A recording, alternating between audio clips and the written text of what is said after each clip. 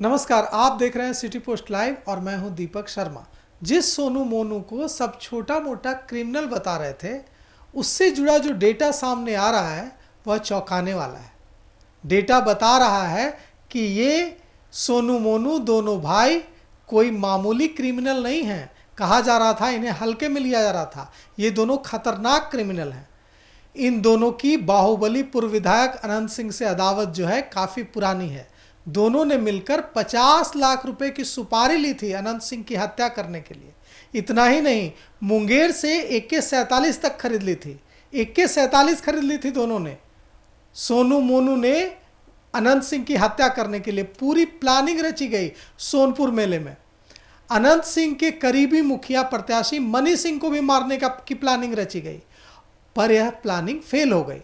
2018 में फिर रेकी की गई, लेकिन पुलिस ने हमले से पहले ही मोनू और उसके साथी नीलेश को गिरफ्तार कर लिया। सोनू मोनू के संबंध यूपी के कुख्यात गैंगस्टर मुख्तार अंसारी से भी रहे हैं। 2018 में पुलिस की पूछताछ में मोनू ने खुद पुलिस को यह जानकारी दी। सोनू मोनू नौरंगा गांव का रहने वाला है, जबकि अनंत सिंह नदवा गांव के रहने वाले हैं। इतना ही नहीं, पटना के अगम कुआं में जो हथियारों की बरामदगी हुई थी, आपको यकीन नहीं होगा, उस हथियारों के जखीरे की बरामदगी में से भी मोनू का नाम जुड़ा। इस मामले में अगम कुआं से हथियारों के जखीरे की बरामदगी के मामले में मोनू काफी समय तक बेऊर जेल में बंद रहा। तो हम आपको बताना चाहते हैं कि जिनके बारे में यह कहा जा रहा है, जिन दो भाइयों के बारे में कि ये छोटे मोटे क्रिमिनल हैं, अब जो डेटा आ रहा है उससे पता चल रहा है कि छोटे मोटे क्रिमिनल नहीं है। इनका तो गैंगस्टर मुख्तार अंसारी तक से संबंध रहा है। बिल्कुल। पटना पुलिस ने जब गिरफ्तार किया था सोनू मोनू को, आपको पता ही है कि कंकड़बाग में हथियारों का जखीरा बरामद हुआ था और उस बरामदगी में इसका नाम आया था, तो जेल भी गया था उस मामले में। और पुलिस के सामने उसने ही खुलासा किया था कि उसके रिश्ते मुख्तार अंसारी से थे। तो मुख्तार अंसारी आज की तारीख में तो है नहीं इस दुनिया में, लेकिन जब थे तब थे, बहुत बड़ा नाम था। तो इनका संबंध जब मुख्तार अंसारी गैंग से हो सकता है, तो आप समझ सकते हैं कि छोटे मोटे अपराध से अपने करियर की शुरुआत करने वाले सोनू मोनू गैंग कितना आगे बढ़ गया है और उसकी धाक, उसकी ताकत कितनी बढ़ गई है। पहले तो ट्रेनों में चोरी करते थे, छिनतई करते थे, नशा खिला के या लूटते थे, GRP के चाकू दिखा करके लूटते थे। तो शुरुआत तो यहाँ से हुई, लेकिन धीरे धीरे इनका संपर्क बढ़ता गया आगे। अनंत सिंह के भी खास हुआ करते थे किसी ज़माने में, लेकिन जब इनका संबंध मुख्तार अंसारी से हो गया तो इनको ताकत मिलने लगी, पैसा, हथियार, सब कुछ मिलने लगा। लूटपाट कर ही रहे थे। तो पुलिस का कहना है, ये हमारा नहीं कहना है, पुलिस का कहना है कि छोटे मोटे अपराध से अपने करियर की शुरुआत करने वाले सोनू मोनू गैंग ने अपनी पैठ बहुत गहरी बना ली थी अपराध की दुनिया में, और तब वर्चस्व की लड़ाई शुरू हो गई। तो अब सोचिए कि अनंत सिंह जो छोटे सरकार के नाम से मशहूर हैं, जिनके नाम से ही अच्छे अच्छे बाहुबलियों अपराधियों की पतलूनें गिली हो जाती है, इतने खुखार अपराधी रहे हैं अपने ज़माने के। वो कहा जाता है कि बहुत बेरहमी के साथ अपने दुश्मनों का सफाया करते हैं, लेकिन उस अनंत सिंह को मारने का हत्या की सुपारी ले रहा। जी, उस अनंत सिंह की हत्या की सुपारी सोनू मोनू गैंग ने ली 50 लाख रुपए में। अब सुपारी कौन देने वाला था, इसका खुलासा नहीं हो, अभी तक पुलिस ने नहीं बताया है। लेकिन ये तो सुपारी इन्हों को मिली थी, ये तो बताया है। तो ये भी बताया होगा कि सुपारी किसने दी थी। लेकिन अब हो सकता है कि राजनीतिक गलियारे से जुड़े हुए कोई महोदय हों जिनका नाम का खुलासा पुलिस ने नहीं किया, लेकिन पुलिस की फाइल में उनका भी नाम होगा कि उन्होंने सुपारी दी थी अनंत सिंह की हत्या के लिए। कौन है वो भी हम खोजेंगे, पता करेंगे। लेकिन ये सच है कि 2017 में 50 लाख की सुपारी लेकर अनंत सिंह की हत्या की साजिश रची थी। और सोनपुर आप जानते हैं कि मेला में जाते हैं अनंत सिंह अपना घोड़ा और हाथी लेकर, तो योजना यही थी कि मेला में ही इनको टपका दिया जाए। पूरी तैयारी हो गई थी, लेकिन पूरा रेकी कर लिया था, पूरी तैयारी हो गई थी, लेकिन हमले को अंजाम नहीं दे पाए।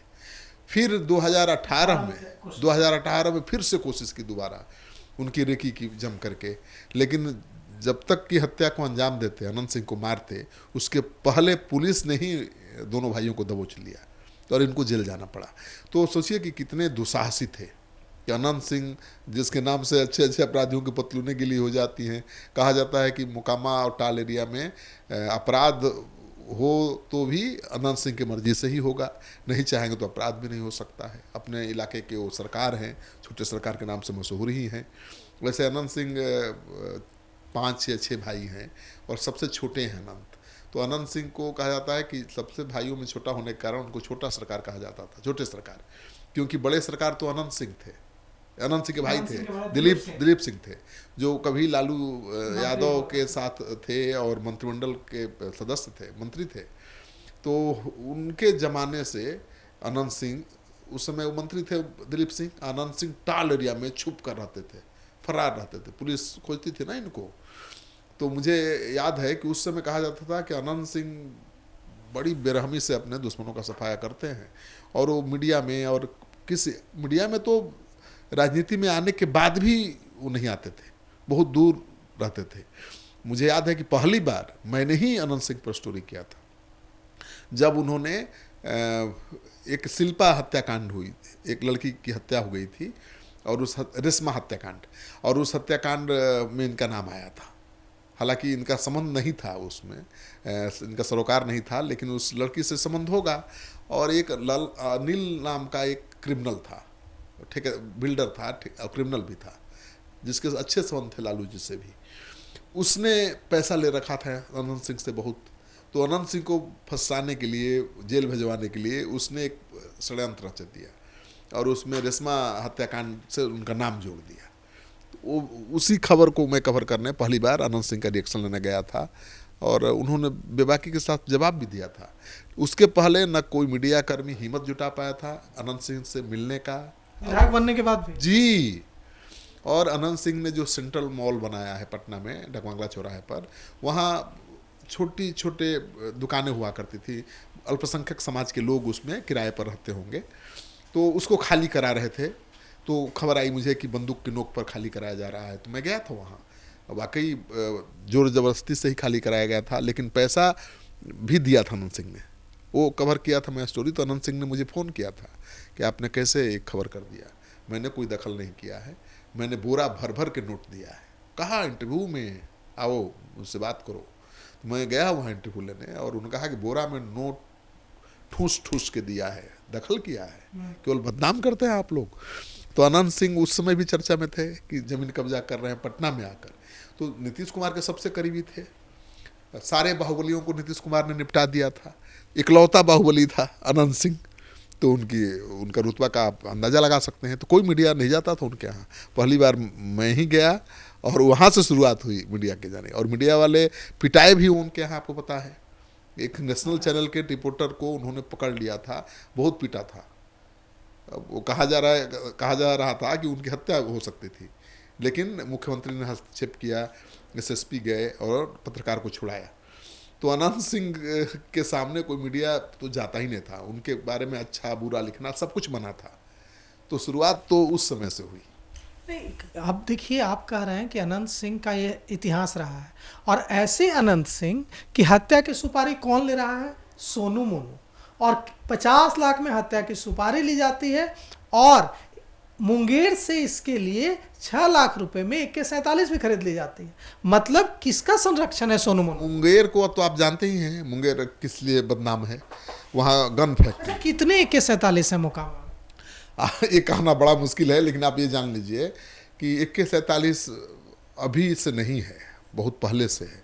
और केवल अनंत सिंह के पास नहीं है, बिहार के सभी बाहुबलियों के पास AK-47 और यहाँ तक कि इंसास और SLR राइफलें हैं। मैंने उसको कवर किया है। तो इंसास और AK-47 और SLR राइफलें अगर किसी अपराधी के पास है, तो आप सोच लीजिए कितना ताकतवर है। अब AK-47 6 लाख में मुंगेर से खरीदी थी, ये पुलिस कहती है। हाँ, तो आप 6 लाख में एक AK-47 नहीं खरीदा होगा, जो मुझे अंदाज है, क्योंकि मुंगेर में गन फैक्ट्री है, आपको पता है। असेंबल होता है वहाँ। तो वहाँ लोग क्या है कि जो कारीगर वहाँ से रिटायर हो जाते हैं या नौकरी से हटा दिए जाते हैं, उनको तो और कोई काम आता नहीं है, तो अपने घर पर जाकर वो गन बनाते हैं, इलीगल गन। और वो AK-47 और कार्बाइन तक बना देते हैं, असेंबल बिल्कुल हूबहू। जगह से पार्ट्स तो लाकर उसको असेंबल इस AK-47 की कीमत 5-6 लाख होगी, वो आपको 50,000 और 1 लाख में दे देंगे। तो कहा जाता है कि अनंत सिंह को मारने के लिए एक अत्याधुनिक हथियार की जरूरत थी, तो सोनू मोनू गैंग ने वहीं से मुंगेर से पहली बार AK-47 खरीदी 6 लाख का, और उसी से हत्या की योजना थी, लेकिन नाकाम हो गई। तो अनंत सिंह और सुनील पांडे, सुभान सिंह, शहाबुद्दीन ऐसे बाहुबली थे उस जमाने में। उनके पास कितना AK-47 है, किसी को गिनती पता है क्या? कोई किसी को गिनती पता नहीं है। हम लोग सोच रहे थे कि सोनू मोनू में सोनू होगा, यहाँ तो मोनू पता चल रहा है कि मोनू ही सरगना है। और मोनू, और यह भी कहा जा रहा है कि जिस AK-47 से पुलिस कह रही है कि प्रतिबंधित हथियार AK-47 का इस्तेमाल, जो 100 राउंड फायरिंग हुई मोकामा में, उसमें प्रतिबंधित हथियार AK-47 का इस्तेमाल किया गया। अब पुलिस ढूंढ रही है वो AK-47। कहा जा रहा है कि वो AK-47 मोनू लेकर फरार है। देखिए है क्या, और दियरा क्षेत्र में कहा जा रहा है कि छिपा हुआ है। देखिए ये कहा जा रहा है कि दियरा क्षेत्र में है, और मोनू ही मेन है मास्टरमाइंड, और गोली उसी ने अनंत सिंह पर चलाई थी। अब अनंत सिंह ने पहले चलाई गोली कि उसने चलाई है नहीं जानता हूँ मैं, लेकिन गोली दोनों तरफ से चली, तो उसमें मोनू ही शामिल था, सोनू नहीं था। सोनू तो खेत पर था, जैसा कि वहाँ के लोग कह रहे हैं। तो मोनू ने ही मोर्चा संभाला। अरे मेरे घर पर अनंत सिंह घुस जाएंगे, जिस अनंत सिंह को मारने की सुपारी मोनू सोनू ने ली थी, उसके घर पर खुद अनंत सिंह पहुंच जाए तो कितना बढ़िया अवसर है। तो ले लिया मोर्चा, और ले लिया तो पीछे हटना पड़ा अनंत सिंह को, उनके लोगों को भागना पड़ा, और पुलिस समय पर नहीं आती। एक को गोली भी लगी। वहाँ एक को गोली भी लगी, वो भी अनंत सिंह के लोगों को ही गोली लगी। और अनंत पुलिस सिंह ने कहा, आपसे बातचीत में कहा, बिल्कुल, और वहाँ का थानेदार बहुत लोगों से जुड़ा हुआ है।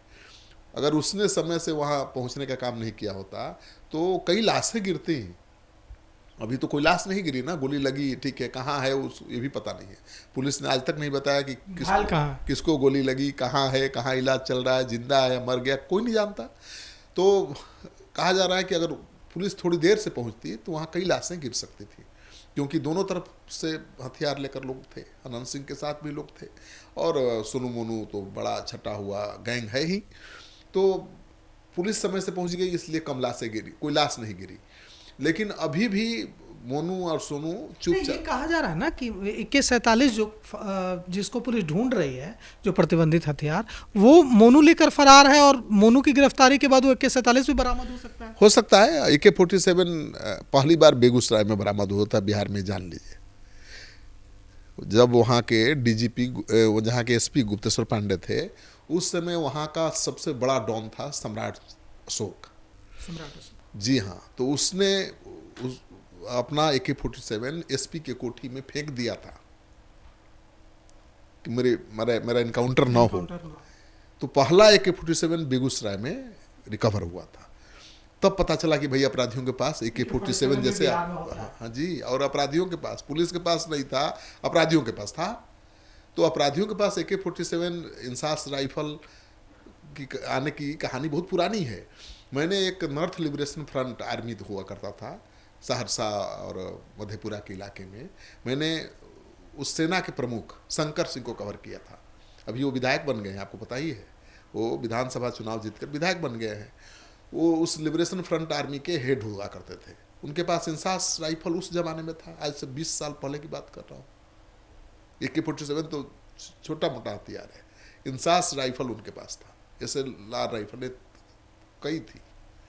तो उस समय जो ये गैंग थे बिहार में, वो बहुत ताकतवर थे।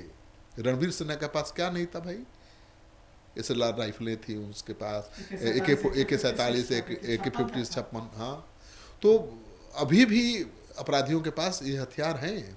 मोनू के पास अगर बढ़िया से उस गिरफ्तारी हो जाए और उससे पूछताछ हो तो 1 दर्जन AK-47 निकल सकता है। और अनंत सिंह तो AK-47 के मामले में ही जेल गए थे, आपको याद होगा। ग्रेनेड उनके घर से AK-47 ग्रेनेड और कई विदेशी जैकेट मिला था। तो सवाल उठा था कि अनंत सिंह के साथ भाई AK-47 है। हालांकि उन्होंने कहा कि मेरा वो घर है जहाँ मैं कभी गया ही नहीं हूँ, वो साजिश है, लेकिन घर से मिला ना भाई। उसी मामले में वो जेल भी रहे। ये दीगर बात है कि चुनाव के ठीक पहले वो आप बरी हो चुके बरी हो चुके हैं, आप पटना हाईकोर्ट से। पटना का हाई कोर्ट से बरी हो चुके हैं, तो आप कुछ नहीं कह सकते। लेकिन इन बाहुबलियों के पास अत्याधुनिक हथियार शुरू से रहे हैं, और सोनू मोनू गैंग इतना ताकतवर है कि इसका अंदाजा किसी को नहीं था। बिल्कुल नहीं था, लेकिन अनंत सिंह को होगा। हो सकता है कि उतना ना हो, लेकिन अंदेशा तो होगा, क्योंकि अनंत सिंह की सुपारी ले चुका है ये गैंग, तो अनंत सिंह नहीं जानते होंगे। नहीं पता होगा। बीच में रिश्ता सुधरा भी था सोनू मोनू गैंग का अनंत सिंह से। अनंत सिंह जब जेल से निकले थे बाहर, तो मिलने भी गए थे लोग, और ये उसकी तस्वीर भी है। इसके बाद अंदाजा लगाया कि अब रिश्ते सुधर रहे हैं, लेकिन फिर भिड़ गए आपस में। तो ये वर्चस्व की लड़ाई थी, क्योंकि आपको पता ही है कि राजनीति में सोनू मोनू के घर के लोग भी हैं। उसकी माँ मुखिया है, बहन भी मुखिया का चुनाव लड़ना चाहती थी, जिसको लेकर के अनंत सिंह से रस्साकसी थी। गुड्डू सिंह थे उनके शागिर्द, उससे विवाद हुआ। तो अनंत सिंह के शागिर्द थे गुड्डू सिंह, उनके साथ जमकर विवाद हुआ सोनू मोनू गैंग का, बहन को लेकर। तो वो भी दुश्मनी का कारण है। तो लगातार उनकी अदावत बढ़ती जा रही थी, और माना जाता है कि राजनीतिक वर्चस्व को लेकर के दोनों एक दूसरे के कट्टर दुश्मन बन गए हैं, क्योंकि दोनों ही एक ही दल के लिए काम कर रहे हैं। मतलब जेडीयू के लिए ही दोनों काम कर रहे हैं। दोनों उसी के लिए काम। पिछले लोकसभा चुनाव में तो भाई अनंत सिंह ने तो खुलेआम प्रचार किया ना, ललन सिंह के लिए। और सोनू मोनू ने भी कहा, मैं गया था गांव में गोली चलने के बाद, कि हमने ललन जी को इस अपने इलाके से ज़्यादा वोट से जिता कर भेजा। तो अनंत सिंह का वो वोट था कि सोनू मोनू का वोट था, ये तो अब जेडीयू के लोग बताएंगे।